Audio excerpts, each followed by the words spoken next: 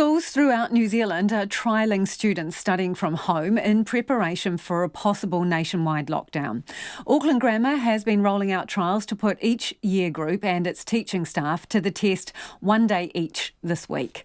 Louise Ternouth and cameraman Nick Monro went back to school to find out more. The long hours, the travelling, the broken sleep have all crept into your being and become a part of you so everyone can see it. In your posture, your gaze, the way you move. This is the new reality for Auckland Grammar English teacher Charlotte Forston this week. Usually this classroom is full of Year 11s, but today they're switching notebooks for laptops and working at home. Our focus is just simply on making sure that we're producing resources that best replicate the experience they would get in at school.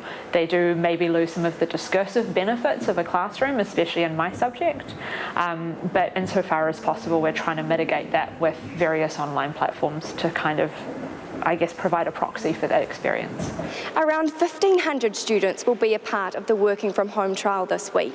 Year 10s were yesterday, Year 11s are today, and tomorrow it's Year 9's turn.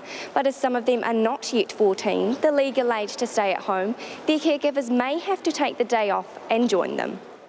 Chris Dunn is the e-learning director at Auckland Grammar directing the trials, and he showed us how it all works. This class is doing their lesson from home today. Here are their instructions, and the way I've laid things out is that they need to watch this video and then watch this guided PowerPoint that I made as a screencast, so that it's me talking through the Berlin airlift. The day should be treated as normal, no slacking. Here yesterday, 120 logins.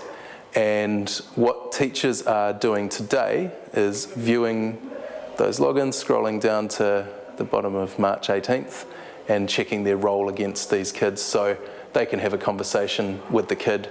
And yes, they do check who's on task. There needs to be an accountability. It's really important that teachers follow through with the classroom norms and that the expectation of work that happens inside the classroom on a normal day-to-day face-to-face interaction also happens here online.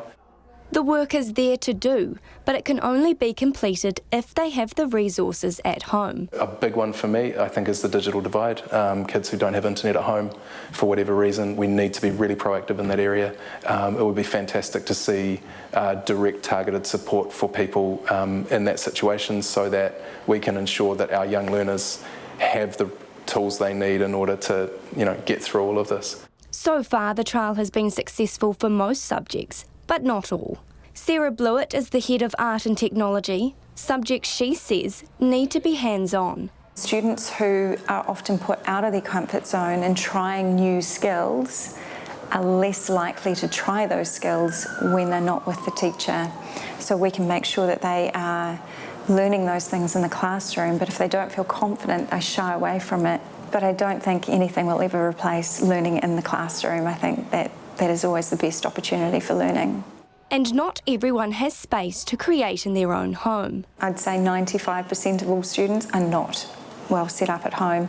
It means clearing the dining room table, and that becomes their art area, and their parents and family have to work around them.